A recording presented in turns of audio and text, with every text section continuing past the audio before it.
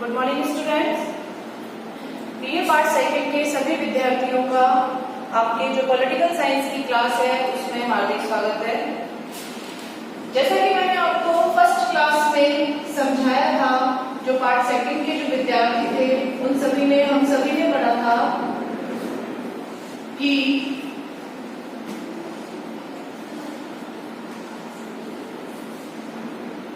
भारतीय राष्ट्रीय आंदोलन के उदय के कारण हमने पढ़े थे। भारत में राष्ट्रीय आंदोलन या राष्ट्रवाद के उदय के कारण, राष्ट्रवाद के उदय के कारण हमने पढ़े थे। भारत के अंदर ईस्ट इंडिया कंपनी का शासन था।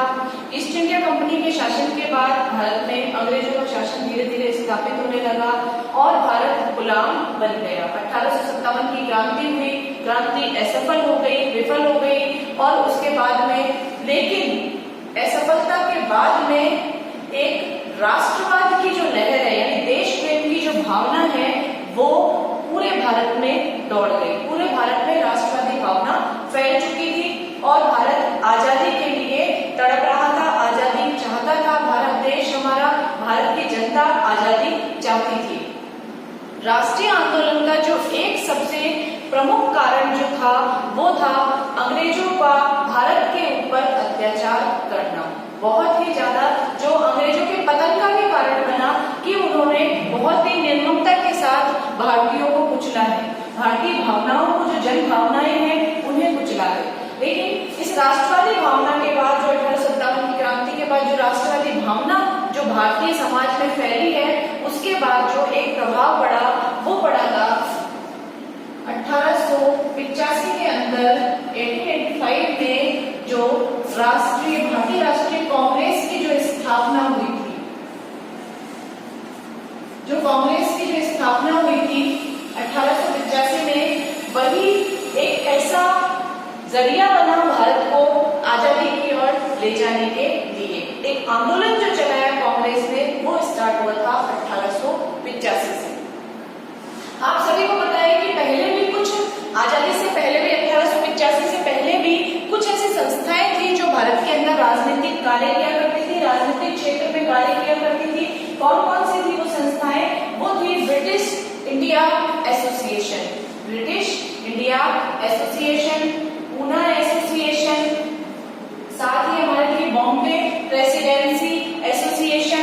कुछ ऐसी संस्थाएं थी जो भारत के अंदर राजनीतिक क्षेत्र में कार्य कर रही थी, लेकिन इनमें से कोई भी संस्था जो थी वो राष्ट्रीय संस्था नहीं थी। यानी ऐसी संस्था नहीं थी जो इसमें सिर्फ भारतीयों का ही वर्चस्व हो, भारतीयों का ही शासन हो।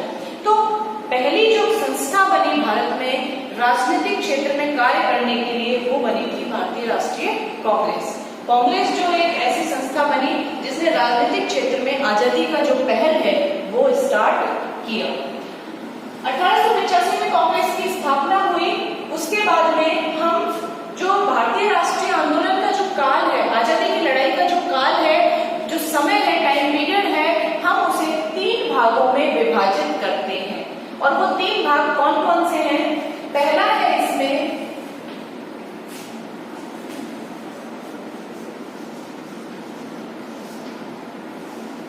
उदारवादी काल,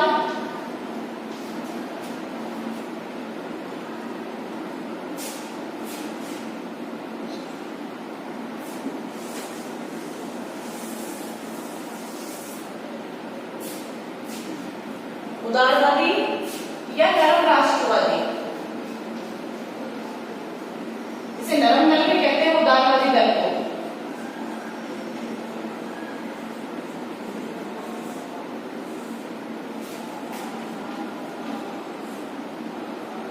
इसका जो टाइम था वो था 1885 से लेकर के 1905 तक का। यानी कि जो उदार राष्ट्रवादी का जो काल था, यानी नरम दल वालों का जो काल था, उदारवादियों का जो समय था वो था 1885 से लेकर के 1905 तक। ठीक है। इसके बाद जो था वो था उग्र राष्ट्रवादी काल।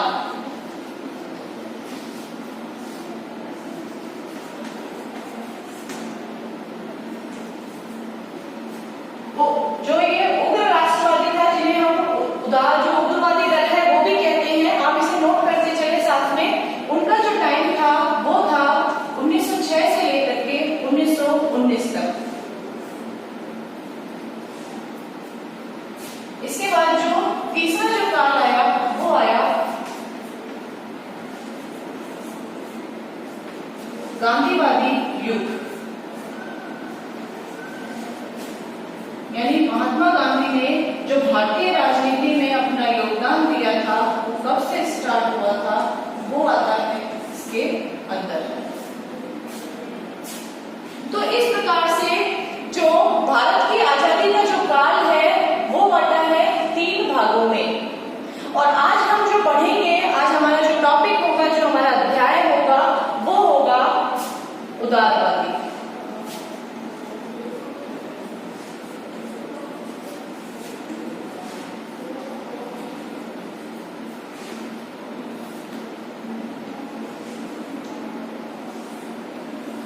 उदारवादी राष्ट्रवाद, मॉडरेट नेशनलिज्म,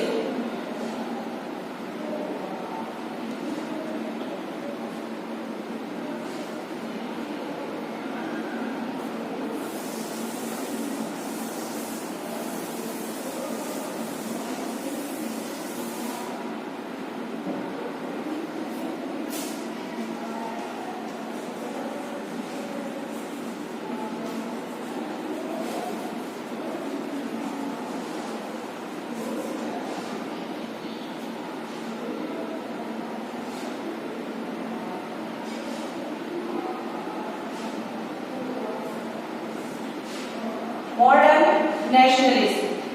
मॉडर्न नेशनलिज्म जो है, यानी कि उदारवादी जो राष्ट्रवादी भावना है, वो आपके समक्ष हम आज पढ़ने की कोशिश करेंगे।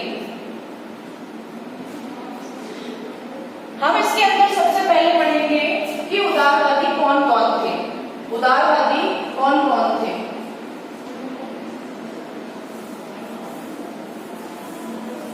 उदारवादी कौन कौन थे और वो उदारवादी जो नेता थे वो कौन कौन से थे, वो हम देखेंगे इसमें।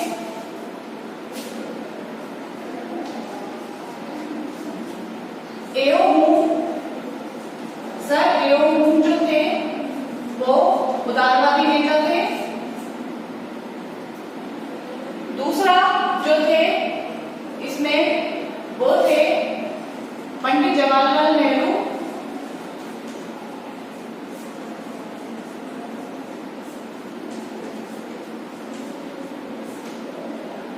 तीसरा जो थे इसके अंदर हम देखेंगे कौन से नेता थे, सुरेंद्रनाथ बनर्जी।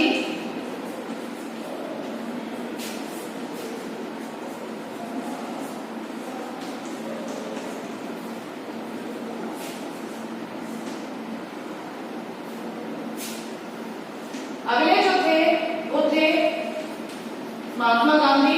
इन्होंने भी बाद में उदारवाद की नीति अपनाई थी। फिरोज शाह मेहता,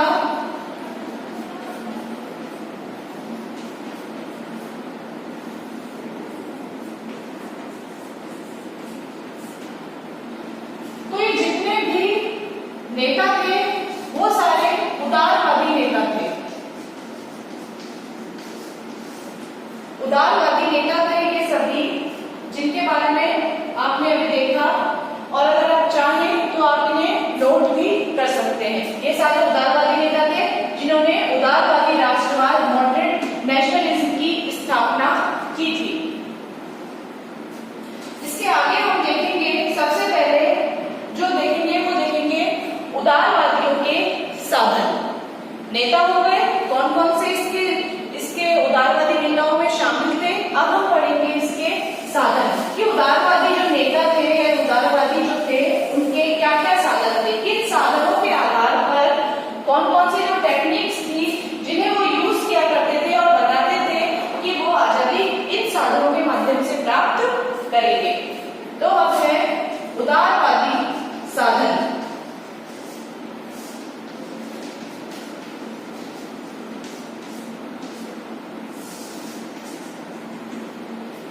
जैसा कि आपको पता है, उदारवाद नाम से ही स्पष्ट हो रहा है कि ये बहुत ही नरम विचारों वाले थे ये सारे नेता जो थे, और इनके साधन भी नरम ही होंगे।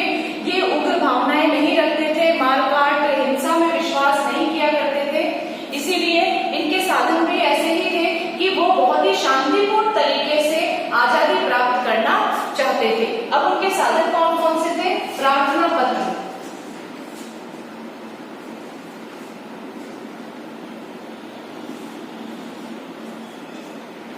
प्रार्थना पत्र कि वो प्रार्थना पत्र के माध्यम से अंग्रेजों से वार्तालाप करना चाहते थे। वो चाहते थे कि हम एप्लीकेशन लिखें, प्रार्थना पत्र लिखें और उसमें अपनी प्रॉब्लम्स लिखें, समस्याएं हम अंग्रेज सरकार को बताएं, तो अंग्रेज सरकार अवश्य ही हमारे उन समस्याओं पर ध्यान देगी और एक प्रोसेस के तहत हमें आजादी प्राप्त हो जाएगी। दूसरा जो था इनका वो टेक्निक थी इनकी प्रतिनिधि मंडल,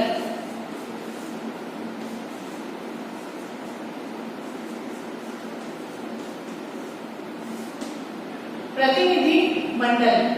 प्रतिनिधि मंडल जो है वो थे जैसे 8-10 आदमी जो है, मतलब 8-10 नेता जो है, जो बहुत ही ज्यादा जिनका बहुत ज्यादा महत्व है पार्टी में, यानी उदारवादी जो दल है उसके अंदर उनका बहुत ज्यादा महत्व है। वो नेता जाकर के प्रतिनिधि मंडल के रूप में अपनी समस्याओं के साथ अंग्रेज सरकार से मिले और वो जाकर के वहां पर अपनी समस्याओं को बताए। और एक इसमें भी वही है कि एक कार्य का एक तरीका है, एक सीढ़ी दर सीढ़ी हम आजादी की तरफ बढ़ेंगे। मैं आपको बताना चाहूंगी कि उदारवादी जो राष्ट्रवादी है, उदारवादी जो नेता है, उनकी जो सोच थी वो इस तरह की थी कि वो ना तो हिंसा में विश्वास किया करते थे, ना उग्र भावनाओं में विश्वास किया करते थे। वो एक सिस्टम के तहत ही अंग्रेज सरकार से वार्तालाप के द्वारा, प्रार्थनाओं के द्वारा, गोष्ठियों के द्वारा मिल करके और फिर अपने प्रतिनिधि मंडलों को वहां पर भेजा करते थे और उनसे अंग्रेज सरकार से एक तरह से अपील किया करते थे आजादी की, कि अंग्रेज सरकार जो है वो हमें आजादी दे दे। जबकि उग्रवादी जो थे उनकी वो हिंसा में भी विश्वास करते थे। अगर अंग्रेज सरकार हम भारतीयों के साथ हिंसा किया करती थी तो उग्रवादी दल जो था, जो हम आगे वाले चैप्टर में पढ़ेंगे, जो उग्रवादी दल था वो उनके साथ, अंग्रेजों के साथ भी हिंसा किया करते थे। तो इस तरह से जो उदारवादियों की जो नीतियां थी वो नरम नीतियां थी, सॉफ्ट कॉर्नर था अंग्रेज सरकार को लेकर उनके मन में, क्योंकि वो अंग्रेज सरकार की न्यायप्रियता में भी विश्वास किया करते थे।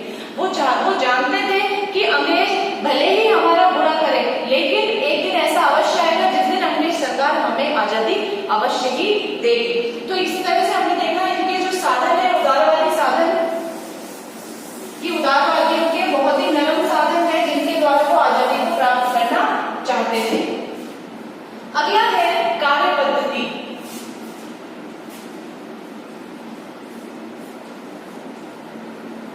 वर्क टेक्निक इनकी क्या थी, कार्य पद्धति इनकी क्या थी उदारवादियों की? पहला है अंग्रेजों की न्यायप्रियता में विश्वास।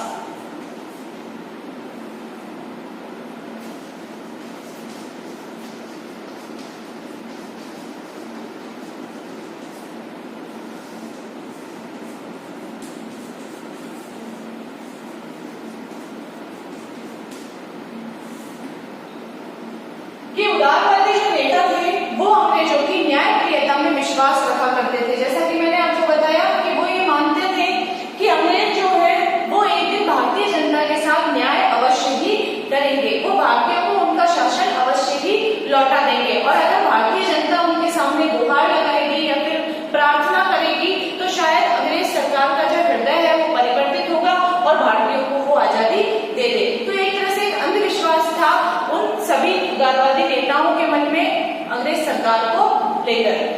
आप यदि चाहे तो नोट भी कर सकते हैं, मैं आपसे बार बार कह रही हूं। दूसरा है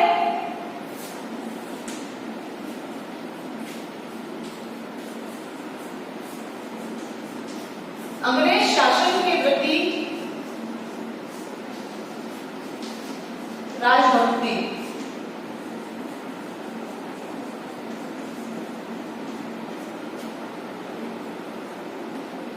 यहाँ पर मैं आपको बताना चाहूंगी कि अंग्रेज शासन के प्रति राजभक्ति किस तरह से उदारवादियों की। यहाँ पर दो दल बने 1885 में जब इसकी कांग्रेस की स्थापना हुई थी, उसके बाद इसमें विघटन हो गया, दो विचारधाराओं वाले लोग हो गए आजादी की लड़ाई में। एक विचारधारा के जो लोग थे वो उन्होंने उदारवादी दल की स्थापना की और दूसरे विचारधारा के लोगों ने जो थी वो उग्रवादी दल की स्थापना की। तो उदारवादी दल के जो लोग थे उनकी नीतियां अलग थी, उनके साधन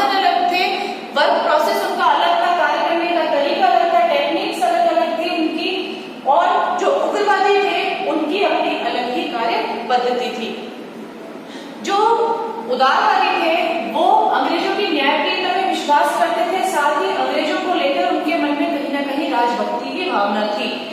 क्यों थी? क्योंकि उन्होंने उदारवादियों ने कभी भी पूर्ण स्वराज की मांग नहीं की थी, और जबकि उग्रवादी जो दल था उसने शुरू से ही पूर्ण स्वराज यानी कि पूरी तरह से आजादी भारतीयों को प्राप्त हो, इसकी मांग उन्होंने शुरू से ही अंग्रेज सरकार के समक्ष रखी थी। उदारवादी ये चाहते थे कि एक प्रोसेस के तहत हमें आजादी प्राप्त हो, सीढ़ी दर सीढ़ी हम आगे बढ़े और हमें आजादी मिले। लेकिन उग्रवादी ये कहते थे कि किस तरह की याचना हम करें अंग्रेज सरकार के सामने, देश हमारा है तो शासन हमारा ही होना चाहिए। जबकि उदारवादी जो थे वो ये चाहते थे कि अंग्रेज सरकार स्वयं ही हमें अपना शासन दे दे, जबकि उग्रवादी ये कहते थे कि अंग्रेज सरकार शासन नहीं देगी, हमें आजादी छीननी ही पड़ेगी। तो इस तरह से हमने देखा कार्य पद्धति के अंतर्गत अंग्रेजों की न्यायप्रियता में विश्वास, ब्रिटिश सरकार यानी अंग्रेज सरकार के प्रति जो राजभक्ति थी वो, और तीसरा है ब्रिटेन के साथ संबंध।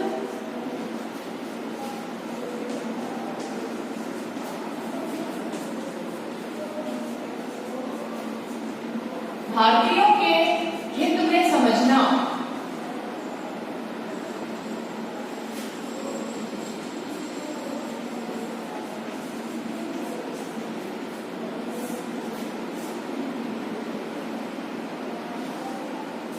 भारतीयों के हित में समझना।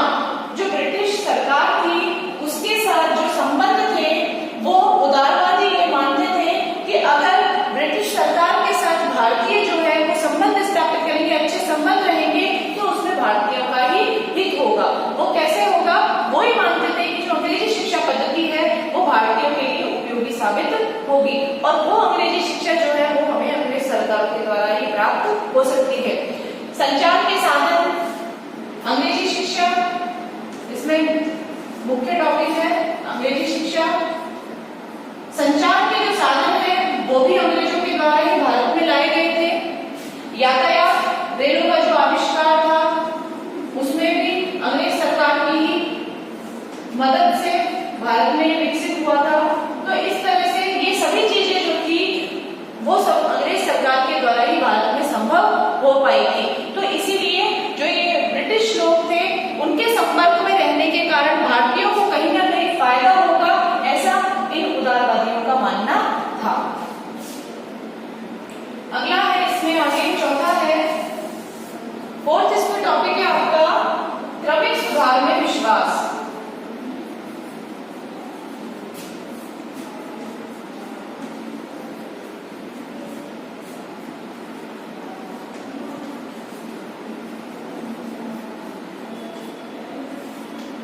और क्रमिक सुधारों से यहाँ पर तात्पर्य है कि क्रम से सुधार हो, भारत को आजादी क्रम से मिले।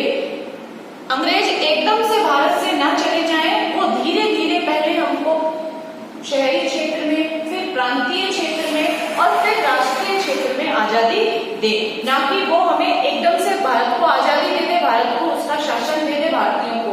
ऐसा वो नहीं चाहते थे। वो चाहते थे कि क्रम से भारत में आजादी की स्थापना होनी चाहिए। अगला जो टॉपिक है इसके अंदर है, पांचवा है इसमें, आप इसे नोट करते चले, साथ में आपके नोट्स भी तैयार हो जाएंगे। ये जो सेकंड ईयर का जो ये टॉपिक है ये मोस्ट इंपॉर्टेंट टॉपिक है आपका।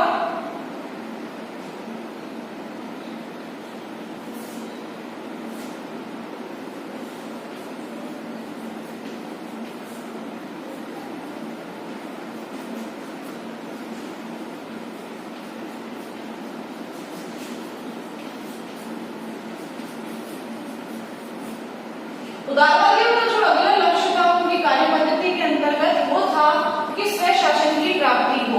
स्वयं शासन मतलब स्वयं अपना शासन, मतलब अपना शासन, अपना देश, अपना कार्य जो भी करे हमारे देश में वो हमारे द्वारा ही किया जाए, ऐसा उदारवादियों का मानना था। किंतु वो ये चाहते थे ये जो शासन हमें मिले ये क्रमिक सुधारों के माध्यम से हो। नए नए अमेंडमेंट जो है वो ब्रिटिश सरकार अपने कानूनों में के माध्यम से हमें अंततः अपना शासन प्राप्त हो, ना कि एक ही दिन में अंग्रेज सरकार जो है वो यहाँ से चली जाए और भारतीयों को यहाँ पर उनका शासन दे दे। वो ऐसा नहीं चाहते थे। वो चाहते थे स्वशासन हमें मिले, लेकिन क्रमिक सुधारों के द्वारा सीढ़ी दर सीढ़ी एक टाइम पीरियड के बाद ही हमें शासन प्राप्त हो। और इसके लिए वो किसी हिंसा, उग्र शासन, उग्र नीति, किसी चीज को अपनाना नहीं चाहते थे। बहुत ही शांतिपूर्ण तरीके से वो भारत की आजादी चाहते थे। अगला जो इसके अंदर है वो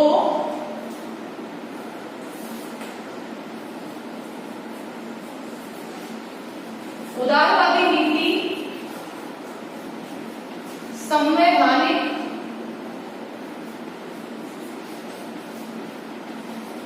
साधनों में विश्वास,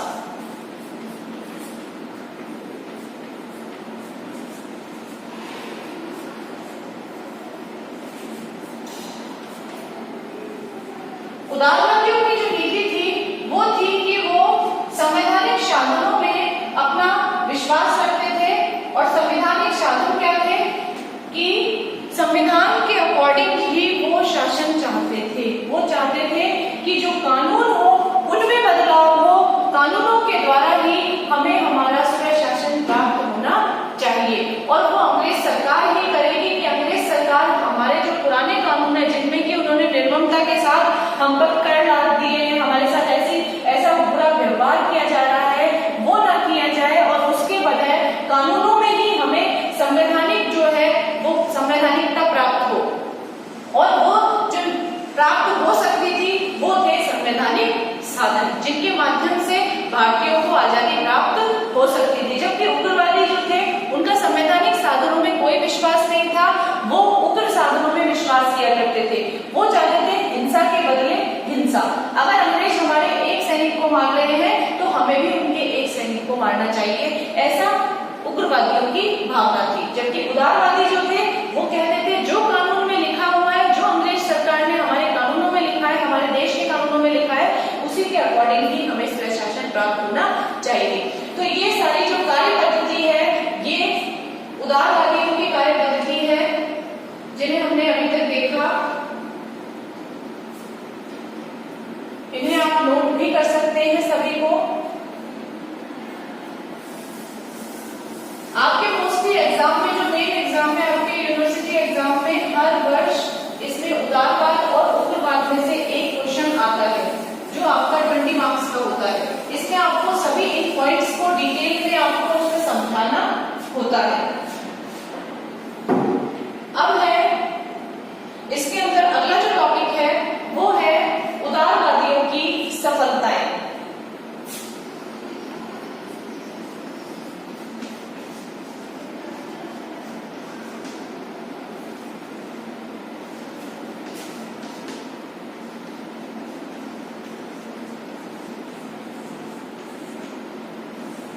कि उदारवादी जो नीति है उसने राष्ट्रीय आंदोलन के काल में क्या क्या सफलता प्राप्त की, उसने ऐसा कौन सा कार्य किया जिसको भारत को आजादी प्राप्त करने में मदद मिली। और उसमें जो पहला हमारा जो पॉइंट आता है वो आता है ब्रिटिश शासन के दोष स्पष्ट करना। पहला जो हमारा जो टॉपिक आता है वो आता है ब्रिटिश शासन के दोष स्पष्ट करना।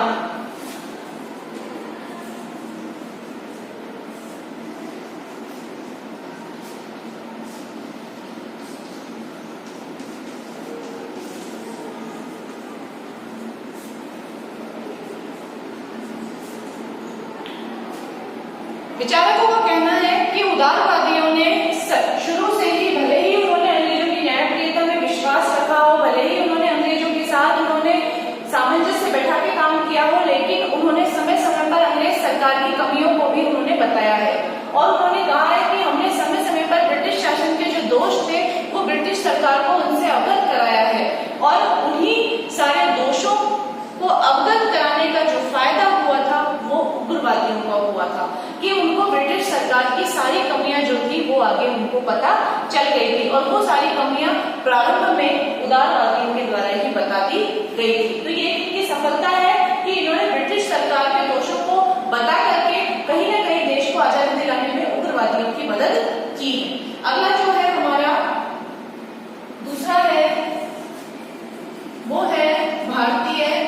राष्ट्रीयता के कारण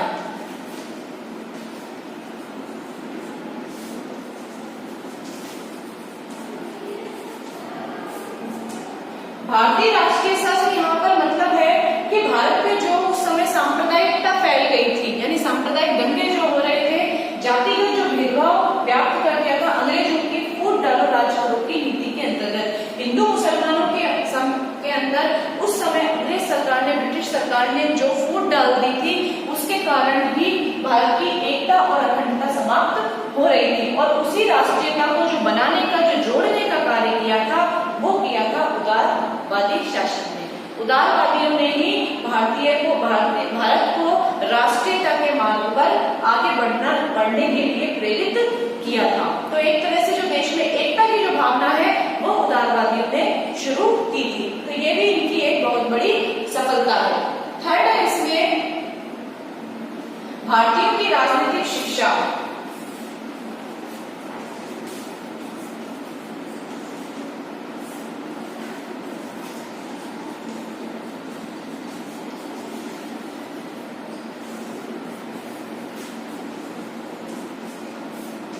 भारतीयों की राजनीतिक शिक्षा, कि भारतीयों को जो शिक्षा दी जा रही थी उसमें राजनीति की जो कमियां हैं, राजनीति की जो अच्छाइयां हैं कि हमारे देश के लिए क्या अच्छा है क्या बुरा है, उसके बारे में उन्हें अवगत नहीं कराया जा रहा था। उस समय देश की जनता को अपने अधिकारों का कोई ज्ञान नहीं था। ऐसे समय में उदारवादियों ने एक राजनीतिक शिक्षा जो है वो भारतीय जनता को प्रदान की थी। उन्होंने बताया था कि हमारे कौन से अधिकार है और हमें किस तरह से प्रार्थना पत्रों के माध्यम से, प्रतिनिधि मंडल के माध्यम से हमें अंग्रेज सरकार के समक्ष अपनी बात को रखना है और अंग्रेजों को इस बात के लिए मजबूर करना है कि वो हमारी मांगों को माने। तो एक देश के लिए आवाज उठाने के लिए, अपने लिए जनता के मन में जो भावना उत्पन्न की थी वो उदारवादियों ने ही की थी। ये जो राजनीतिक शिक्षा जो है वो अंग्रेज सरकार के खिलाफ उदारवादियों ने ही भारतीय जनता को दी है। अगला है भारतीय स्वतंत्रता संग्राम के लिए आधार तैयार करना।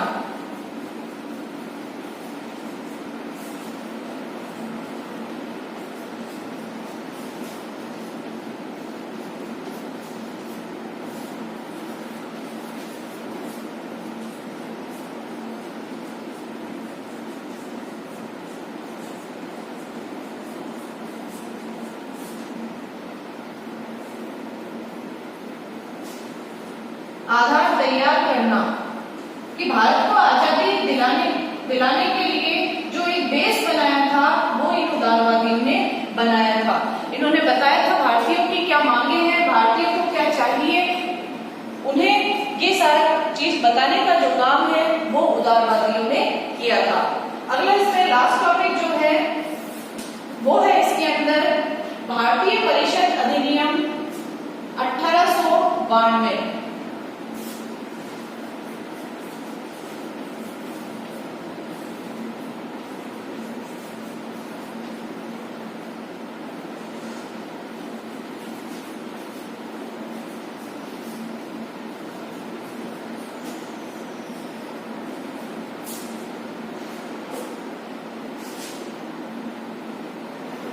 अंग्रेज सरकार के द्वारा उदारवादियों की जो मांगे थी उनको मानने के बाद अंग्रेज सरकार के द्वारा एक अधिनियम पारित किया गया और वो अधिनियम था भारतीय परिषद अधिनियम, जो कि 1892 ईस्वी में 1892 में ये अधिनियम पास हुआ था।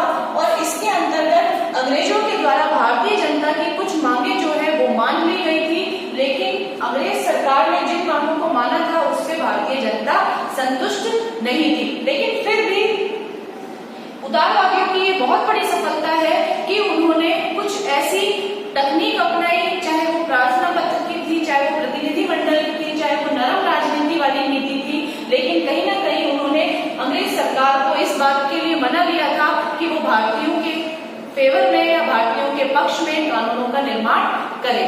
तो इस तरह से ये हमने देखा उदारवादियों की सफलताएं। लास्ट इसमें है मूल्यांकन, उदारवादी नीति का मूल्यांकन कि किस तरह की नीति थी मदद साबित की या मददगार साबित हुई। तो सबसे पहले मूल्यांकन में हम देखेंगे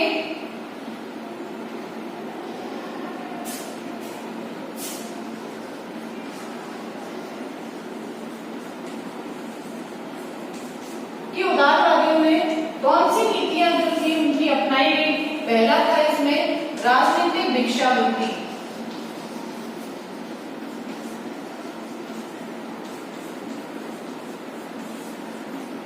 राजनीतिक भिक्षावृत्ति यानी कि राजनीति के अंदर उन्होंने भिक्षा मांगना एक तरह से, और वो भिक्षा उन्होंने मांगी थी अंग्रेजों के समक्ष, किसकी, हमारे देश की आजादी की, जो कि उनका हक था, लेकिन उन्होंने उसे एक भिक्षा का नाम दे दिया था। एक भीख की तरह वो मांग रहे थे अंग्रेज सरकार से, जबकि देश हमारा था तो शासन भारतीयों का ही होना चाहिए। उदारवादी ये चाहते थे कि जो मेन ऊपर का जो शासन है, यानी सतही रूप से जो शासन है, जो हम पे शासन कर सकते हैं, वो अंग्रेज होने चाहिए, लेकिन जो नीचे जितने भी कर्मचारी कार्य कर रहे हैं वो भारतीय होने चाहिए। उनका ये मानना था कि हमारे लिए जो कानून है उनका निर्माण तो महारानी के द्वारा किया जाए, अंग्रेज महारानी के द्वारा किया जाए, लेकिन उन कानूनों को जो लागू करने की जो प्रक्रिया है, पालन करना है, वो भारतीयों के द्वारा ही पालन करवाया जाए। जबकि उग्रवादी ये चाहते थे कि जब देश हमारा है, शासन हमारा है, तो कानूनों का निर्माण भी भारतीयों के द्वारा ही होना चाहिए, क्योंकि अंग्रेज सरकार को इस बात का कोई ज्ञान नहीं है कि भारतीयों को किस चीज की आवश्यकता है, क्या उनकी मांगे हैं, इसे भारतीय ही अच्छे से समझ सकते हैं। तो पहला है इसके अंदर राजनीतिक भिक्षावृत्ति। अगला जो है इसमें दूसरा है प्रार्थना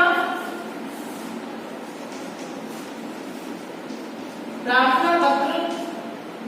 तीसरा है इसमें याचना वृत्ति।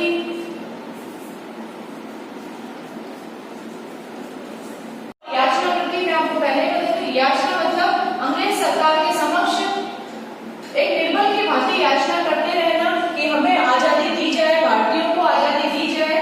प्रार्थना पत्र लिखते रहे, एप्लीकेशन हम लिखते रहे अंग्रेज सरकार के समक्ष, ऐसा वो चाहते थे। उनके अंदर जो एक चीज की कमी थी उदारवादियों में, वो थी राजभक्ति की भावना, त्याग की भावना।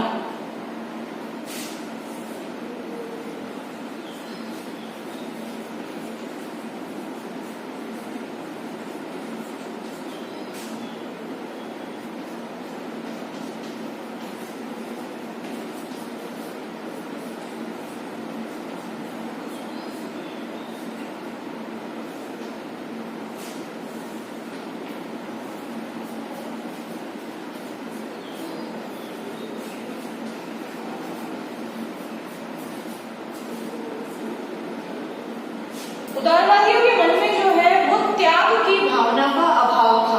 वो अपने कंफर्ट जोन से बाहर नहीं निकलना चाहते थे। मैं आपको बताना चाहूंगी, जो उदारवादी नेता थे सभी एक अच्छे परिवार से आते थे, एक समर्थ परिवार से आते थे, जहां पर उन्हें कोई फाइनेंशियल कोई प्रॉब्लम नहीं थी। सभी अंग्रेजी शिक्षा प्राप्त किए हुए थे। पढ़ने के लिए ज्यादातर जो उदारवादी नेता थे विदेश गए हुए थे, तो कहीं ना कहीं अंग्रेजी जो सभ्यता और संस्कृति है उसको अपनाए हुए थे। तो इसीलिए एक जो त्याग बलिदान वाली जो भावना है, अभाव में जीने की जो भावना है, वो उदारवादियों में ना के बराबर थी। तो ये इनका मूल्यांकन है कि उदारवादियों ने भले ही एक बेस बना के, एक आधार बना के उग्रवादियों को दिया हो, लेकिन जो आजादी प्राप्त करने की जो एक ललक थी वो उदारवादियों के बजाय उग्रवादियों में हमें ज्यादा देखने को मिलती है। तो ये आपका ये जो पूरा टॉपिक है उदारवादी राष्ट्रवाद यहाँ पर कंप्लीट होता है। अगले जो क्लास है हम उसके अंदर पढ़ेंगे उग्रवादी राष्ट्रवाद।